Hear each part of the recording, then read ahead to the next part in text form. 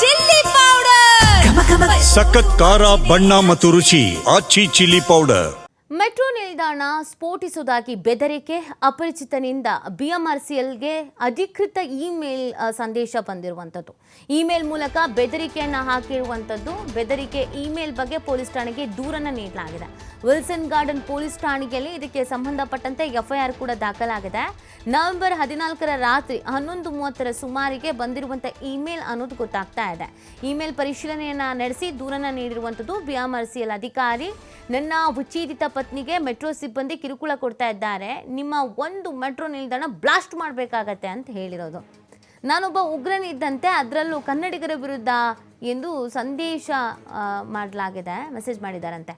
ಸದ್ಯ ಪ್ರಕರಣ ದಾಖಲಿಸಿ ತನಿಖೆಯನ್ನು ಕೈಗೊಂಡಂತ ವಿಲ್ಸನ್ ಗಾರ್ಡನ್ ಪೊಲೀಸರು.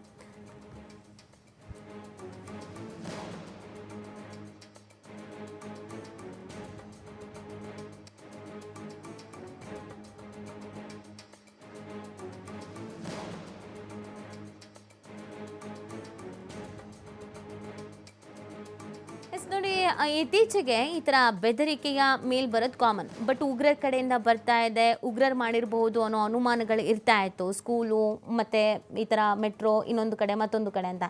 ಇಲ್ಲಿ ಏನೋ ಫ್ಯಾಮಿಲಿ ಸಮಸ್ಯೆ ಇದ್ದಂಗೆ ಕಾಣಿಸ್ತಾ ಇದೆ. ಏನೋ ನನ್ನ ವಿಚ್ಛೇದಿತ ಹೆಂಡತಿಗೆ ಮೆಟ್ರೋ ಸಿಬ್ಬಂದಿ ಕಿರುಕುಳ ಕೊಡ್ತಾ ಇದ್ದಾನೆ ಅಂತ. ಅಂದರೆ ಇದು ಸಂಸಾರದ ಗಲಾಟೆಗೂ ಕೂಡ ಇವರು ಮೆಟ್ರೋಗೆ ಬಾಂಬ್ ಬಿಡ್ತೀನಿ, ಬ್ಲಾಸ್ಟ್ ಮಾಡ್ತೀನಿ ಅಂತ ಎಲ್ಲಿಗೆ ಬಂದು ನಿಂತಿದೆ ನೋಡಿ ನಮ್ಮ ದೇಶದ ಕತೆ. ಸೊ ಬೆದರಿಕೆ ಇಮೇಲ್ ಹಾಕಿರೋದು, ಯಾರು ಬೆದರಿಕೆ ಹಾಕಿದ್ದಾನೆ ಏನು ಗೆತ್ತ ತಗ್ಲಾಕೊಂತಾನೆ. ಯಾಕಂದರೆ ಈಗ ತನಿಖೆ ಮಾಡ್ತಾರೆ, ಇಮೇಲ್ ಎಲ್ಲಿಂದ ಬಂದಿದೆ, ಯಾವ ID-ಯಿಂದ ಬಂದಿದೆ, ಯಾವ ಅಡ್ರೆಸ್ಸಿಂದ ಬಂದಿದೆ ಅಂತ. ಸದ್ಯ ಪ್ರಕರಣವನ್ನು ದಾಖಲಿಸಿಕೊಂಡು ತನಿಖೆಯನ್ನು ಮಾಡ್ತಾ ಇದ್ದಾರೆ. ನವೆಂಬರ್ 14ರ ರಾತ್ರಿ 11:30 ಸುಮಾರಿಗೆ ಬಂದಿರೋದಂತೆ.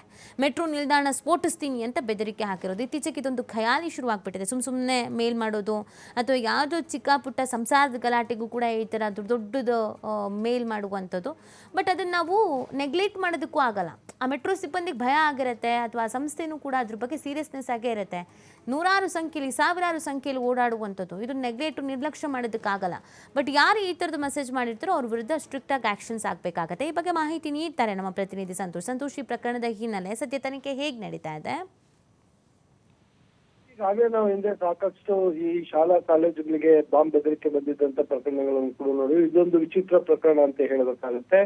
ಸೊ ಈ ಪ್ರಕರಣಕ್ಕೆ ಸಂಬಂಧಪಟ್ಟ ಹಾಗೆ ವಿಲ್ಸನ್ ಗಾರ್ಡನ್ ಪೊಲೀಸ್ ಠಾಣೆಯಲ್ಲಿ ಪ್ರಕರಣ ದಾಖಲಾಗಿರುವಂತದ್ದು. ಓರ್ವ ಅಪರಿಚಿತ ವ್ಯಕ್ತಿ ಮೆಟ್ರೋ ಅಫಿಷಿಯಲ್ ಮೇಲ್ ಏನಿರುತ್ತೆ, ಈ ಅಫಿಷಿಯಲ್ ಮೇಲ್ಗೆ ಒಂದು ಮೇಲನ್ನು ಕಳಿಸಿರುವಂತದ್ದು. ನವೆಂಬರ್ 14ರ ರಾತ್ರಿ 11:30 ಸುಮಾರಿಗೆ ಈ ಬೆದರಿಕೆ ಮೇಲ್ ಬಂದಿರುವಂತದ್ದು. ಅದು ತನ್ನ ವಿಚ್ಛೇದಿತ ಪತ್ನಿಗೆ ಮೆಟ್ರೋ ಸಿಬ್ಬಂದಿಗಳಿಂದ ಕಿರುಕುಳವನ್ನು ಕೊಡಲಾಗ್ತದೆ, ಹಾಗಾಗಿ ನಿಮ್ಮ ಒಂದು ಮೆಟ್ರೋ ನಿಲ್ದಾಣವನ್ನ ನಾನು ಬ್ಲಾಸ್ಟ್ ಮಾಡ್ಬೇಕಾಗುತ್ತೆ, ನಾನು ಒಬ್ಬ ಉಗ್ರಗಾಮಿ ಇದ್ದಂತೆ, ಅದರಲ್ಲೂ ಕನ್ನಡಿಗರ ವಿರುದ್ಧ ನಾನು ಕನ್ನಡಿಗರ ವಿರೋಧಿಗಳು ಅಂತ ಹೇಳಿ ಆ ಮೇಲ್ನಲ್ಲಿ ಉಲ್ಲೇಖವನ್ನು ಮಾಡಿ ಆ ಒಂದು ಈ ಬೆದರಿಕೆ ಇಮೇಲ್ ಅನ್ನು ಕಳಿಸಿರುವಂತದ್ದು. ಯಾವಾಗ ಈ ಮಾಹಿತಿ ಬರುತ್ತೋ ತಕ್ಷಣ ಮೆಟ್ರೋ ಸಿಬ್ಬಂದಿಗಳು ವಿಲ್ಸನ್ ಗಾರ್ಡನ್ ಪೊಲೀಸರಿಗೆ ಮಾಹಿತಿಯನ್ನು ಕೊಟ್ಟಿರುವಂತದ್ದು. ಈ ಸಂಬಂಧ ವಿಲ್ಸನ್ ಗಾರ್ಡನ್ ಪೊಲೀಸ್ ಠಾಣೆಯಲ್ಲಿ ಎಫ್ಐಆರ್ ಅನ್ನು ದಾಖಲು ಮಾಡಿಕೊಂಡಿರುವಂತ ಪೊಲೀಸರು ಪ್ರಕರಣಕ್ಕೆ ಸಂಬಂಧಪಟ್ಟಾಗ ಈಗಾಗಲೇ ಇಮೇಲ್ ID ಎಲ್ಲಿಂದ ಮೇಲ್ ಬಂದಿದೆ, ಯಾರು ಕಳಿಸಿದೆ, UP ಅಡ್ರೆಸ್ ಯಾವ್ದಿದೆ, ಈ ಎಲ್ಲಾ ಮಾಹಿತಿಗಳನ್ನ ಕಲೆ ಹಾಕ್ತಾ ಇರುವಂತದ್ದು. ಮೊದಲು ಆರಂಭದಲ್ಲಿ ಯಾವಾಗ ಇಂತಹ ಒಂದು ಬಾಂಬ್ ಬೆದರಿಕೆ ಮೇಲ್ ಬರುತ್ತೆ ತಕ್ಷಣ ಸ್ವಲ್ಪ ಕೆಲ ಕಾಲ ಮೆಟ್ರೋ ಸಿಬ್ಬಂದಿಗಳು ಕೂಡ ಆತಂಕಕ್ಕೆ ಒಳಗಾಗಿದ್ರು. ಅದಾದ ನಂತರ ಪೊಲೀಸರು ಬಂದು ಪರಿಶೀಲನೆ ಮಾಡಿದಕ್ಕೆ ಎಲ್ಲರೂ ಕೂಡ ನಿರಾಳರಾಗಿದ್ರು. ಸದ್ಯ ಘಟನೆಗೆ ಸಂಬಂಧಪಟ್ಟ ಹಾಗೆ ಪ್ರಕರಣ ದಾಖಲಾಗಿದೆ, ಆರೋಪಿ ಪತ್ತೆಗೆ ಮುಂದಾಗಿರುವಂತದ್ದು. ನೀತಿ. ಥ್ಯಾಂಕ್ ಯು ಸಂತೋಷ್, ತಮ್ಮ ಡೀಟೇಲ್ಸ್ಗಾಗಿ.